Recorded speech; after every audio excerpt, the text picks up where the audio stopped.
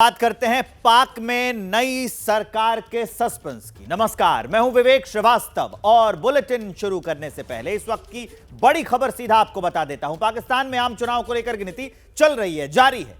बस कुछ ही देर में आ जाएंगे नतीजे। शाम 5:30 बजे के आसपास वोटिंग खत्म हुई थी और अब रुझान लगातार सामने आ रहे हैं। इस चुनाव में बिलावल भुट्टो की पीपीपी, नवाज शरीफ की पीएमएलएन और इमरान खान की पीटीआई के सपोर्ट वाले निर्दलीय उम्मीदवारों के बीच त्रिकोणीय मुकाबला अभी भी है। अब क्योंकि इमरान खान की जो पार्टी थी असल में पीटीआई, उसका सिंबल छीन लिया गया, तो उनके जो समर्थन वाले उम्मीदवार हैं वो निर्दलीय चुनाव लड़ रहे हैं। अब ऐसा रिजल्ट जो सामने आ रहा है, पाकिस्तान के चुनाव में पीटीआई की बल्ले बल्ले दिख रही है। पीटीआई समर्थित जो उम्मीदवार हैं,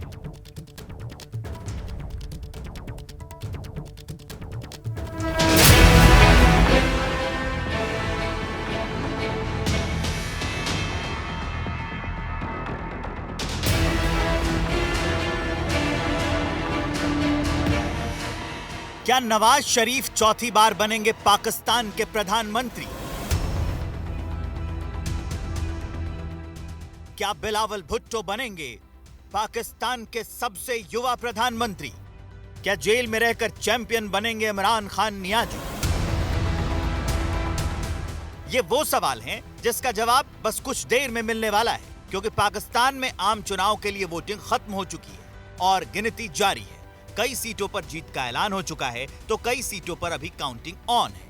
पाकिस्तान के सुरक्षा और लगातार आतंकी हमले का हवाला देकर 8 मोबाइल इंटरनेट सेवाओं को बंद कर दिया गया था, जिसकी वजह से पब्लिक का गुस्सा भड़क गया। बहुत ज्यादा मुश्किलातें हो रही हैं। हमारे को तो अलग चीज़ है, लेकिन जो वोट डालने वाले हैं उसको हमारे ज्यादा मुश्किल उन लोगों को हो रही है। लोग जो है ना ऐसे घर पे जाके बैठ गए और हमारे को वोट ही नहीं देना।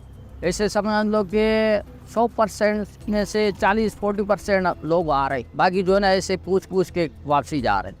बहुत ज़्यादा मुश्किल हो रही है, क्योंकि वोट कास्ट करने के लिए हमारे इतनी परेशानी हो रही है, हमें पता ही नहीं चल रहा किसका वोट कहाँ पर। अगर हम नेट के थ्रू भी मालूम कर रहे हैं किसी ऐप के जरिए, तो वो नहीं हो पा रहा है। इनकी उम्र देखिए, इनकी उम्र देखिए, इनकी उम्र देखिए, ये बुजुर्ग ख्वार हो रहे हैं। आप ये समझ रहे हैं कि नेट बंद करके जो है वो पब्लिक इमरान खान को वोट नहीं देगी, ये गलत फहमी है। आप 21 करोड़ 10 लाख की आबादी वाले पाकिस्तान में 12 करोड़ 80 लाख वोटर्स हैं। पाकिस्तान की संसद यानी नेशनल असेंबली में कुल 336 सीट है, लेकिन आज जो वोटिंग हुई है वो 266 सीटों के लिए हुई है, क्योंकि बाकी 70 सीट रिजर्व है। 90,582 पोलिंग स्टेशन और 2,76,402 पोलिंग बूथ बनाए गए थे। 167 रजिस्टर्ड पार्टी और निर्दलीय प्रत्याशियों को मिलाकर कुल 5,121 उम्मीदवार मैदान में हैं। चुनाव में हिंसा भी जबरदस्त हुई, बम धमाके भी खूब हुए, पोलिंग बूथ भी लूटे गए और फायरिंग की घटनाएं भी कई बार सामने आईं। अब वक्त नतीजों का है, देखते हैं किसके मुकद्दर में इस्लामाबाद लिखा है। इस वक्त एक बड़ी खबर बता देता हूं आपको। पाकिस्तान के चुनाव में पीटीआई की बल्ले बल्ले है। पीटीआई समर्थित जो उम्मीदवार निर्दलीय चुनाव लड़ रहे थे वो बड़ी लीड बनाए हुए हैं। अभी जो आंकड़े एबीपी न्यूज के पास हैं वो चौंकाने वाले हैं। नवाज शरीफ की पार्टी को 44 सीट, बिलावल भुट्टो की पार्टी को 28 सीट और पीटीआई के लिए लड़ रहे हैं इंडिपेंडेंट कैंडिडेट्स 125, 125 सीटों पर आगे चल रहे हैं। ये बड़ी अपडेट हम आपको बता रहे हैं। पीटीआई समर्थित जो कैंडिडेट्स थे इंडिपेंडेंट लड़ रहे हैं, क्योंकि पार्टी का सिंबल उनसे छीन लिया गया था। 125 सीटों पर आगे चल रहे हैं और बिलावल भुट्टो की जो पार्टी है 28 और नवाज शरीफ की पार्टी जो है वो 44 सीटों पर उसके जो कैंडिडेट है वो आगे चल रहे हैं। अब मैं आपको वीआईपी सीट्स दिखाने जा रहा हूं पाकिस्तान की, कि पाकिस्तान में वो कौन कौन सी सीटें हैं जिस पर सबकी नजर रहने वाली है, कि कौन जीता, कौन हारा, कौन वहां से कैंडिडेट है। सबसे पहला नाम गौहर अली खान का है। पहचान इनकी पीटीआई के चेयरमैन के रूप में। जब इमरान खान जेल चले गए तो सारा कुछ यही देख रहे थे, यही संभाल रहे थे। वरिष्ठ वकील हैं पेशे से और ये नेशनल असेंबली 10 बुनेर सीट से चुनावी मैदान में है। अब आगे बढ़ते हुए मैं आपको दूसरा नाम बताने जा रहा हूं। दूसरा नाम नवाज शरीफ, शहबाज शरीफ पीएम थे, ये भी पीएम रह चुके हैं, पाकिस्तान के पूर्व पीएम हैं और PMLN पार्टी जो है उसके चीफ हैं।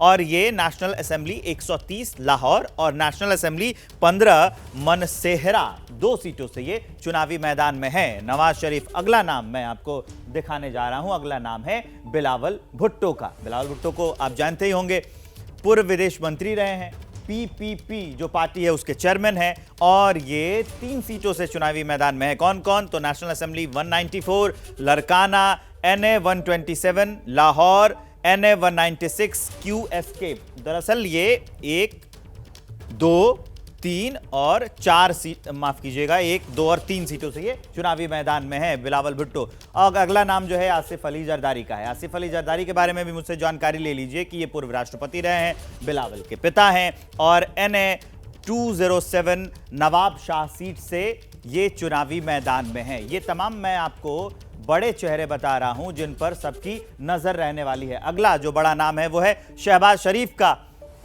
पूर्व पीएम है और ये नवाज शरीफ के भाई हैं। NA यानी नेशनल असेंबली 123 लाहौर और नेशनल असेंबली 132 कसूर से ये 2 जगहों से चुनावी मैदान में हैं। अगला नाम जो है वो है मरियम नवाज का। जानते होंगे, इनके भाषण भी सुने होंगे, पाकिस्तान में अक्सर इनके भाषण जो हैं वो वायरल होते रहते हैं। नवाज शरीफ की बेटी है, PMLN की उपाध्यक्ष हैं और नेशनल असेंबली 119 लाहौर सीट से ये चुनावी मैदान में है। और एक और अगला बड़ा नाम मैं आपको बताने जा रहा हूं, साद हुसैन रिजवी, कट्टरपंथी संगठन TLP का सरगना है, ये भी चुनावी मैदान में। कहां से है? 2 जगहों से, NA 50 अचक, NA 160 बहावल नगर से ये चुनावी मैदान में है। ये वो बड़े चेहरे हैं जो पाकिस्तान में अभी सुर्खियों में हैं और इन पर सबकी नजर रहने वाली है कि ये जीत रहे हैं, ये हार रहे हैं, ये कब जीतेंगे और कितनी सीटों से जीतेंगे। पाकिस्तान से इस वक्त एक और बड़ी अपडेट आ गई, वो जान लीजिए। पीएम पद के प्रबल दावेदार नवाज शरीफ अब पीछे चल रहे हैं। नेशनल असेंबली की सीट 130 से नवाज पीछे चल रहे हैं और PTI के दिग्गज नेता यास्मिन राशिद ने नवाज शरीफ को पीछे कर दिया है। 9 मई वाले कांड के बाद यास्मिन राशिद जेल में है, उन्हें इमरान का करीबी माना जाता है और जेल में बैठे बैठे उन्होंने नवाज शरीफ को चौंका दिया। हालांकि ये सिर्फ रुझान है, अंतिम नतीजे अभी बाकी हैं, लेकिन ये बहुत बड़ी खबर हम पाकिस्तान के चुनाव से जुड़ी आपको बता रहे हैं कि नवाज शरीफ पीछे चल रहे हैं और PTI समर्थित जो कैंडिडेट यास्मिन राशिद हैं वो आगे चल रही हैं। 9 मई को जो पाकिस्तान में हिंसा हुई थी, ये उसमें आरोपी भी थी यास्मिन राशिद, उसी के आरोप में अभी ये जेल में है। इमरान की करीबी भी मानी जाती हैं और अब ये आगे चल रही हैं नवाज शरीफ से। NA 130 नेशनल असेंबली 130 से नवाज शरीफ है, PTI समर्थित यास्मीन जो है वो उनको पीछे कर चुकी हैं। फाइनल रिजल्ट्स तो अभी नहीं आए हैं, लेकिन जो रुझानों में जो सामने आ रहा है, अभी नवाज शरीफ पीछे हो गए हैं। ये बड़ी अपडेट हम आपको दे रहे हैं कि नवाज शरीफ पीछे चल रहे हैं और यास्मीन जो PTI समर्थित नेता हैं वो आगे चल रही हैं। पाकिस्तान से आपको एक और बड़ी अपडेट दे रहा हूं। जमीयत उलेमाए इस्लाम फजल यानी JUIF चीफ मौलाना फजलुर रहमान अपनी सीट से पीछे चल रहे हैं। ये भी एक ताज़ा अपडेट आपको बता रहा हूं। फजलुर रहमान जो है JUIF के चीफ मौलाना फजलुर रहमान वो अपनी सीट से पीछे चल रहे हैं। अगली बड़ी अपडेट नेशनल असेंबली 44 से फजलुर रहमान को PTI समर्थित कैंडिडेट अली अमीन गंडापुर ने पछाड़ रखा है। ये सीट डेरा इस्माइल खान इलाके में आती है और 31 पोलिंग स्टेशन की गिनती के बाद मौलाना अभी भी पीछे चल रहे हैं। ये वही मौलाना है जिन्हें तालिबान का समर्थक माना जाता है और इन्होंने ही इमरान के खिलाफ आज़ादी मार्च निकाला था। तालिबान के समर्थक है, इनको आपने देखा ही होगा। नेशनल असेंबली 44 से मौलाना फजलुर रहमान पीछे चल रहे हैं, तालिबान के समर्थक माने जाते हैं और इमरान के खिलाफ आज़ादी मार्च इन्होंने ही निकाला था। तब ये बहुत सुर्खियों में आए थे। पाकिस्तान की सड़कों पर जब हंगामा हो रहा था, ये कई जगहों पर संबोधित करते आपको दिख गए होंगे। 31 पोलिंग स्टेशंस की गिनती के बाद, ये अभी जो 31 पोलिंग स्टेशन की गिनती हुई है उसके बाद मौलाना जो हैं ये पीछे चल रहे हैं। PTI के समर्थित जो कैंडिडेट हैं अली अमीन गंडापुर, उन्होंने इनको पछाड़ रखा है। आरजू काज़मी हमारे साथ पाकिस्तान से जुड़ रही हैं, हमारी मेहमान। आपको वहाँ लिए चलते हैं और वो हमें अपडेट भी बताएंगी, पाकिस्तान की सियासत भी समझाएंगी, किस ओर जा रही है पाकिस्तान की राजनीति और रुझान, वो भी सब। आरजू जी, स्वागत है आपका ABP न्यूज़ पर।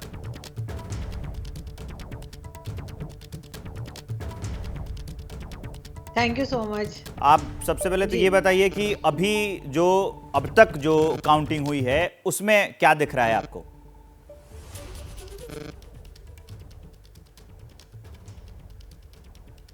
देखिए, अभी तक तो इमरान खान की पार्टी कह लीजिए या इंडिपेंडेंट कैंडिडेट्स कह लीजिए, वो आगे दिखाई दे रहे हैं। और जो PMLN है नवाज शरीफ साहब की, वो सेकंड नंबर पर है, और बिलावल भुट्टो जो हैं वो तीसरे नंबर पर हमें दिखाई देते हैं। अब लोगों का ख्याल तो पहले भी यही था कि इमरान खान को जब से जेल में डाला गया है, तब से इमरान खान के अरेस्ट होने के बाद से उनकी पॉपुलैरिटी में ज़्यादा इजाफा ही हुआ है, कमी नहीं हुई है। और नवाज शरीफ साहब जो हैं, उनकी पकड़ जो है वो पंजाब में भी कम दिखाई देती है। और इस बार तो ये भी कहा गया कि ना वो सिंध गए, ना वो कराची में जैसे विजिट करना चाहिए था। उन्होंने जो मेन सिटी है, मेन बिजनेस सिटी जो कराची है, उसको भी उन्होंने बहुत हल्के में लिया और वो वहां नहीं गए।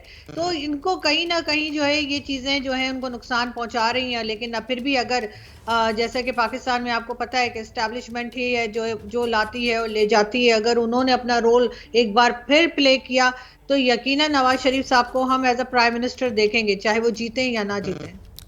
ये भी काफ़ी अहम है आरजू जी। सैयद, अभी क्या लगता है कि किसकी सरकार बनने वाली है और ताज़ा अपडेट क्या है, कब तक फाइनल हो जाएंगे नतीजे?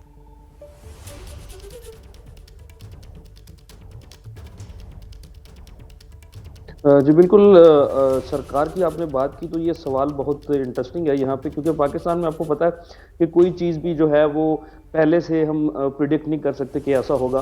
तो यहाँ पर हर घंटे बाद, हर एक दिन के बाद सिचुएशन चेंज होती है, हमें नज़र आती है। PTI सीट्स यहाँ से जीत तो चुकी है काफ़ी ज़्यादा, लेकिन एक और चीज़ मैं आपको बताता चलूँ कि 11 बजे तक इलेक्शन कमीशन की तरफ से कहा जा रहा है कि जो प्रॉपर रिजल्ट है उनका सिलसिला जो है वो शुरू हो जाएगा। उसके बाद ये समझा जाएगा कि ये कहाँ पर ये सारी सूरत हाल जाएगी। लेकिन साथ साथ में मैं आपको ये भी बताता चलूँ कि जो ये PTI के कैंडिडेट्स जीत रहे हैं, ये इंडिपेंडेंट कैंडिडेट्स तस्वर किए जा रहे हैं, क्योंकि जब से उनसे बल्ले का निशान छीना गया इंट्रा पार्टी इलेक्शंस के बाद, तो उसके हिसाब से वो इंडिपेंडेंट कैंडिडेट ही तस्वर किए जा रहे हैं। तो वो इलेक्शन कमीशन, चूंकि हम देख चुके हैं कि पहले भी वो कह चुका है कि इंडिपेंडेंट कैंडिडेट किसी भी और पार्टी में शामिल हो सकते हैं। और PTI की, वैसे मैं आपको बात बताऊं तो इलेक्शन कमीशन में PTI बिल्कुल रजिस्टर्ड जमात नहीं है, ये इलेक्शन कमीशन की जानिब से ये कहा गया, क्योंकि हाल ही में PTI के एक लॉयर ने, काफ़ी इंटरेस्टिंग है जो आंकड़े आ रहे हैं, ये भी काफ़ी इंटरेस्टिंग है कि अभी भी इमरान खान की भले पार्टी का नाम नहीं हो, सिंबल छीन लिया गया हो, लेकिन उनके समर्थन वाले कैंडिडेट, इंडिपेंडेंट कैंडिडेट आगे चल रहे हैं।